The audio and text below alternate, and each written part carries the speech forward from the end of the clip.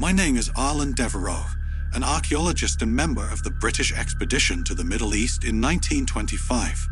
Hired by the British Museum, my mission was to map and excavate the site where we believe the legendary city of Eridu once stood, the cradle of Sumerian civilization, said to be the birthplace of humanity. My days began early, under the scorching desert dawn. We drank strong coffee in a makeshift camp, the tents trembling in the wind. After the workers' morning prayers and chants, we descended into the dig site, accompanied by the echoes of their local legends. According to them, Eridu was not just the city of the first kings, but a dwelling of the deep, where men dared to mimic gods and woke something ancient. It's just superstition, I told myself. But superstitions have a peculiar way of clinging to your mind when the desert around you seems alive. In the early weeks, we found only fragments of pottery, tools, and simple carvings, routine for archaeologists. But everything changed when we uncovered what seemed to be an underground passage, an entrance carved from black stone, inscribed with symbols unlike any Sumerian or Akkadian script. The markings twist like serpents, one of the workers said, refusing to go any further. I should have heeded the warning. We descended in small groups, guided only by the flicker of torches that trembled as if the air itself resisted being disturbed. The walls were covered with grotesque reliefs, figures half human, half something I struggle to describe. Eyes, always multiple, always watching. At the center of the first chamber stood a statue, an immense being with crossed arms and eyes, so deep they seemed to devour the light. It was like staring into a void, and feeling the void stare back. We pushed deeper. The corridors narrowed, and the walls seemed to press inward. The sound of our footsteps was muted, as if the stone absorbed every noise. A growing sense of oppression weighed on me, a heaviness that seemed to crush not just my body, but my thoughts. "It's the air," I murmured to myself, but I knew it wasn't. On the 5th day, the disaster struck, literally. One of my colleagues, Peter, had rushed ahead, excited by what he thought was another chamber. When we caught up, we found only a gaping hole in the floor where the corridor had been. He was gone, swallowed by the city's depths. The silence that followed was absolute. Then I heard it. First, faint, almost imperceptible, a murmur seeping from the walls. Then a chant, a guttural lament that resonated in my bones. That's when I noticed something in the main chamber, handprints etched into the floor, hundreds of them, all pointing toward the chasm where Peter had vanished. Some of the prints weren't human, fingers too long, palms too small. Were they pleas for help or warnings? I'll never know. Despite my growing dread, my colleagues insisted on pressing forward. On the 6th day, we entered another chamber and discovered a shallow pool filled with a black, viscous liquid. One of the assistants, Amos, got too close. I tried to warn him, but before I could, he was already crumpled on the ground, the dark liquid seeping over his skin as though the shadows themselves were consuming him. What followed wasn't immediate, but disturbingly deliberate. His body twisted, his voice muttering unintelligible words, as though responding to that unseen chant. I couldn't watch for long. The terror and strange ecstasy on his face haunt me still. I left them. I abandoned the others. Running through the labyrinth of stone was torment, but I finally emerged into the sunlight. I can't recall exactly how I escaped, only that the sun never seemed so bright or so indifferent. And you may judge me for it. Perhaps I deserve that. Perhaps I don't. The entrance was sealed. I made sure of it before returning to London. As I recount this now, seated in my study, I can still feel the weight of that statue's gaze and hear the chant in the quietest hours of the night. I often wonder if Eridu should have been left as it was, forgotten, buried. You may think all this is madness, and perhaps you're right. But if you ever hear of another expedition to the Middle East, I beg you, tell them not to open those doors again, because not everything buried deserves to be uncovered.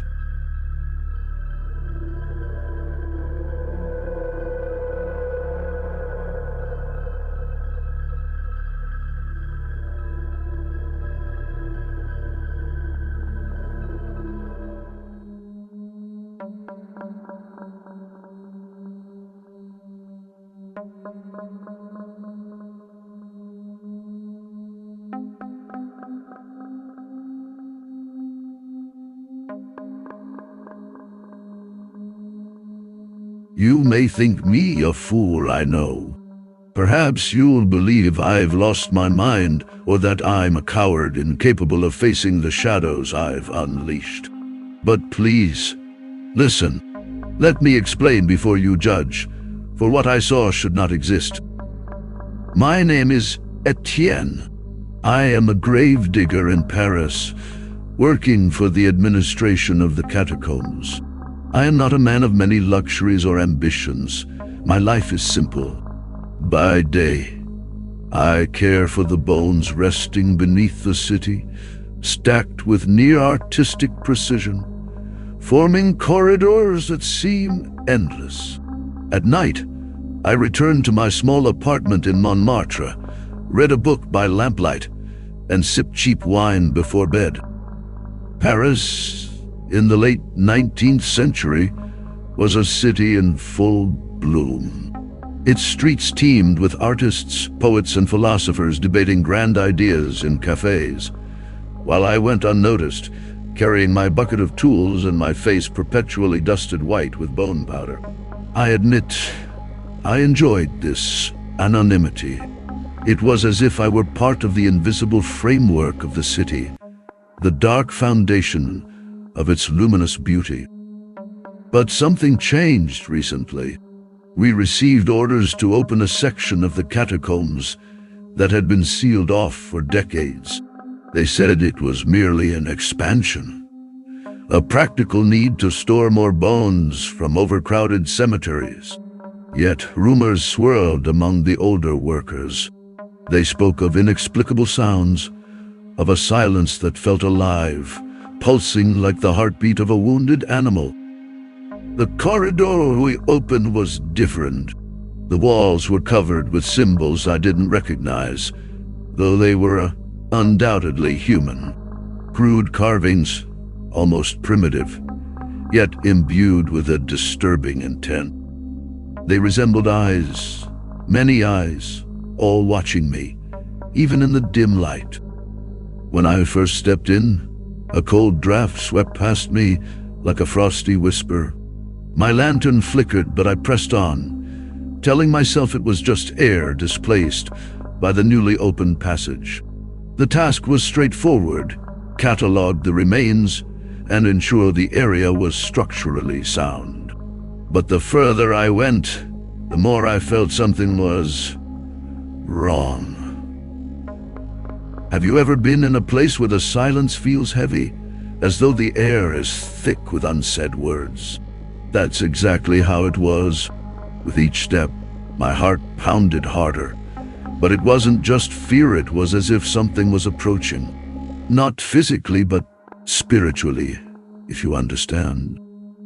That's when I saw it.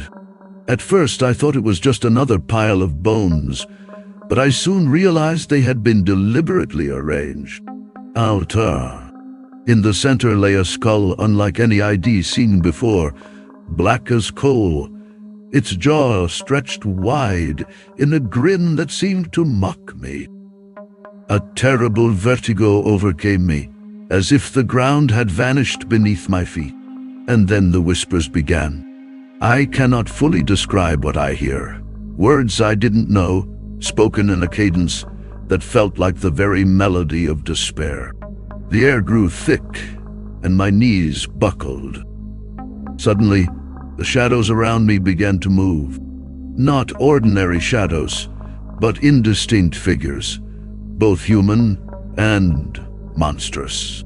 Their eyes glowed with an unbearable light, and I understood, and asked me how.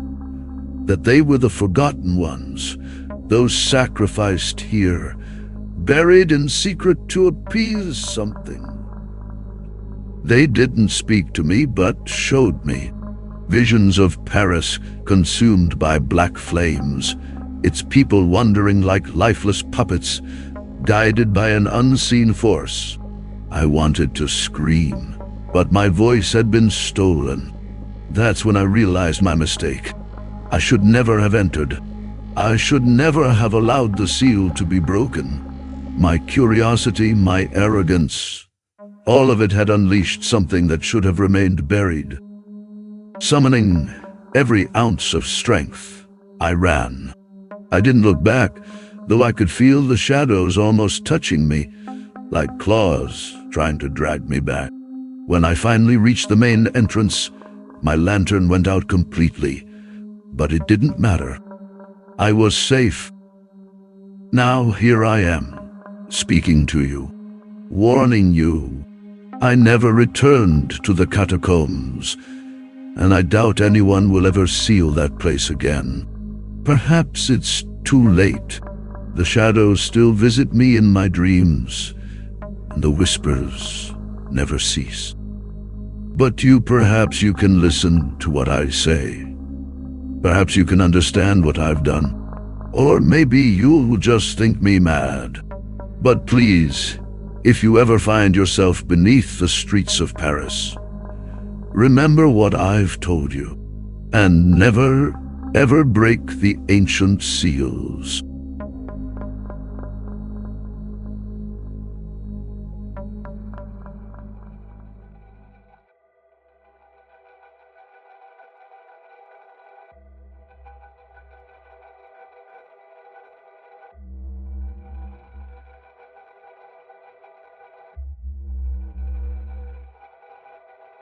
My name is Andrei Nikolaevich, a geotechnical engineer, and for years I served the glorious Soviet Union.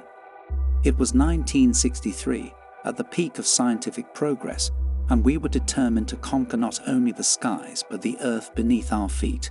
The directive was clear: drill as deep as technology would allow, defying nature and, if possible, surpassing it. The drilling site was a desolate plain in Siberia, where the biting wind seemed to carry whispers from ancient times. By day, the temperatures were brutal. By night, the silence was broken only by the creak of drilling rigs and the distant howls of hungry wolves. Our team was composed of men hardened by labor and ideology. Each of us knew failure was not an option. Yet my life before that project wasn't as barren as that landscape. I had a wife in Leningrad, Anna, who wove stories into fabric, and a young son, Yuri, who was fascinated by the machines I designed. Every night, as I reviewed calculations or read reports, I thought of the future we were shaping for him. Now, I wonder if that future was compromised by what we unleashed. The work began well. The industrial drill bit into the layers of rock with efficiency, pulling up a fine, glistening powder that seemed to contain minute metallic particles. The ground trembled faintly, almost as if the earth was resisting our intrusion. Superstition, I told myself, even as an unshakable unease crept in. On the 30th day of work, when we reached about 10,000 meters, the problem started. The drill stalled, and the machinery, designed to withstand the Earth's most brutal forces, began to falter. The technicians were baffled. Something below seemed to be consuming the machine's energy. Then came the sounds. At first, they were barely perceptible vibrations, resonating through the ground like the distant sound of drums. But as the drilling continued, the noise became more complex. A distant choir, a symphony of voices that didn't belong to this world. The station's radio picked up something that very night. At 2 a.m., while working alone, the static began to align into patterns. It was as though whispers were threading through the waves. "Are you hearing this?" I asked the nearest technician. He laughed, but it was forced, and he didn't answer. The next afternoon, we decided to lower a specialized microphone into the depths. It was a decision born of scientific curiosity. But I admit now there was something more, a kind of obsession gripping us. We wanted to know. We needed to know. When the microphone reached 12,000 meters, the screams began. They weren't the sounds of breaking machinery or compressed earth.